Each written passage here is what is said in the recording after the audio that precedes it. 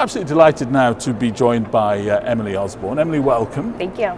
Tell us a little bit about the Arctic Report Card. What is it? So the Arctic Report Card is a report that NOAA puts together each year that reflects on the conditions that the Arctic has experienced in the last calendar year. So this is the 13th year that we've been pulling the report together, and we bring scientists from all over the world to contribute to this report. So we're really getting a state of the environment, what's gone on in 2018 in this year. And what does the report card show this year? So this year we're continuing to report on what we call vital signs. So we check in on things like surface air temperature, sea ice extent, the Greenland ice sheet. And this year, again, we've had record warm temperatures. So we have the second warmest year on record. And that observational record started in the year 1900. And then another interesting story that emerged this year was in the sea ice story. So we have these winter sea ice extents that are just not growing to quite the extent that they had in previous years. So we have the second lowest winter sea ice extent that happened in 2018. And another interesting story in the sea ice is unfolding in the Bering Strait region. So the Bering Strait is really just not experiencing the ice cover that it has in the past, and that ecosystem is really seeing these really big changes as a result of that. So you've been doing this for 13 years Yes. now. So what have you seen over the course of that period of time?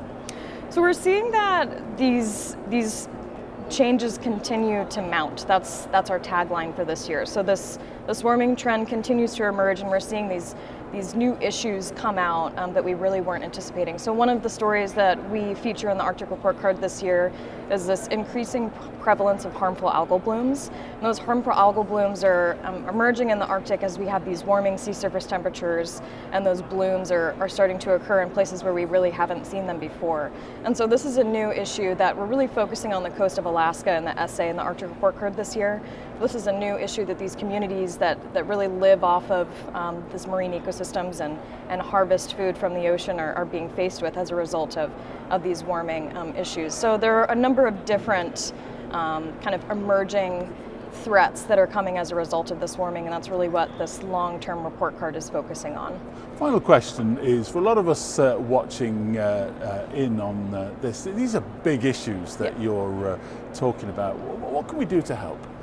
I think as the science community, the thing that we need to continue to do is to continue to make these observations, to continue to contribute to these long-term time series, to creating a fidelity in what our observations are, and really just showing that these changes, we really can't, there's no argument that the change is happening. There might be a question of what the driver actually is and what you want to call it, but these changes are indeed happening, and as a science community, I think we're contributing to improving that understanding, improving that awareness, and getting the story out there and making sure that everyone knows and understands what's going on. And so these communication efforts are really important to taking the science and getting it into the hands of the community members and the stakeholders. Emily, thank you very much indeed for joining us today. Thank We you. really appreciate it. Thank you.